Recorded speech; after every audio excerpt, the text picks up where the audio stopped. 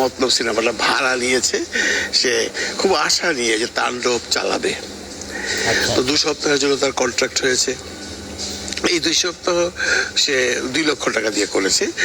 আপনারা শুনলে হয়তো অনেকেই চিৎকার করে উঠতে পারেন, 2 লক্ষ টাকা সাকিবের ছবি হয় নাকি ভাই? ভাই আপনাকে স্টেশন বুঝতে হবে, মানে একদম ছোট্ট একটা স্টেশন যেখানে আমাদের সময় 10,000 15,000 টাকায় সিনেমা চলতো, সেখানে 2 লক্ষ টাকা, এবং এটা হাই রেন্টাল বলা চলে। সাকিবের ছবি বলে তারা চালিয়েছে 2 লক্ষ টাকা দিয়ে, অন্য কোনো সিনেমা হলে 20,000 টাকা দিয়েও চালাবে না। তো 2 লক্ষ টাকা দিয়ে নিয়েছে, নেবার পর তার ছবিটা আপনারা জানেন সিঙ্গেল স্ক্রিনে আশানুরূপ ব্যবসা করেনি, মতলব করছিলাম বা করেনি। তো মতলব চাইলো, সিনেমার মালিকের সাথে যোগাযোগ করলো শাহরিয়ার শাকিলের সাথে, যে আমি আর 1 সপ্তাহ চালাতে চাই, আমার তো টাকাই তুলতে পারিনি।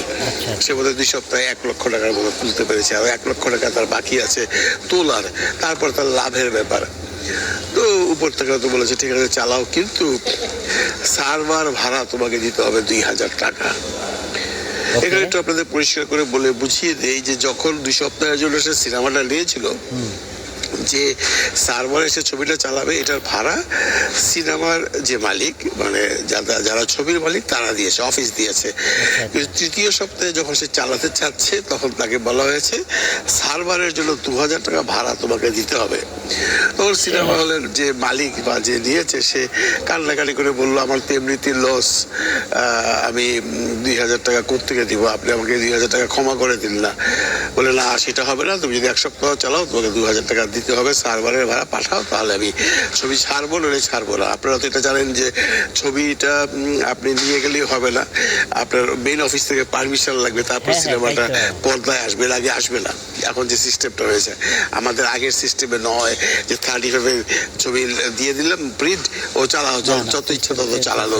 এখানে একটি শো চালাতে হলেও তাকে পারমিশন দিতে হবে সেই অফিস থেকে।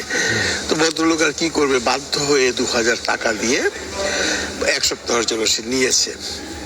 আমি এই গল্পটা কেন আপনাদের সাথে শেয়ার করলাম, দেখেন এত বড় একটা ছবি, এত বড় একটা প্রোডাকশন হাউস, শাহরিয়ার শাকিলরা এত সুনাম করে ফেলেছে, তাণ্ডবের আগে তুফান বানিয়েছে, সুরঙ্গ বানিয়েছে, দাগি বানিয়েছে, এবং উনি একটা সম্মানীয় ব্যক্তি।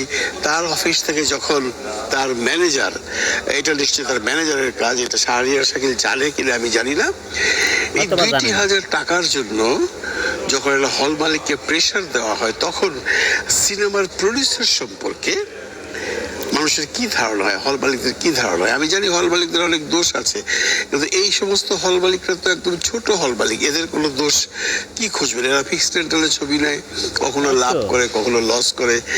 এই যে 2,000 টাকার জন্য সে গরিবসি করে 2,000 টাকা তার কাছ থেকে আদায় করলো, এই 2,000 টাকা না পেলে কি শাহরিয়ার শাকিল বলে যেত?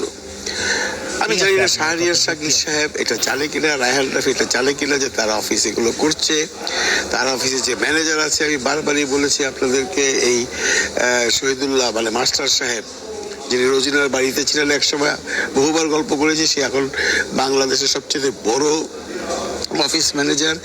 যে কোনো ছবি রিলিজ হলেই তাকেই ম্যানেজার নেওয়া হয়, সে ছবি জারি হোক। শাকিব খানের ছবি মানেই শহীদুল্লাহ মাস্টার সাহেব ম্যানেজার থাকবেন, এবং উনি এই কর্মগুলো করছেন। এবং আমার প্রশ্ন হলো, এই কর্মগুলো উনি যদি নিজের ইচ্ছায় করে থাকেন, তাহলে নিশ্চয়ই টাকাটা অফিসে দেওয়া হচ্ছে। এবং তখন অফিসের যে মালিক পক্ষ, শাহরিয়ার শাকিল হোক আর যারাই হোক, তারা দেখছে যে 2,000 টাকা কিসের, বলে আমি সার্ভার ভাড়া নিয়েছি। তখন কি শাহরিয়ার শাকিল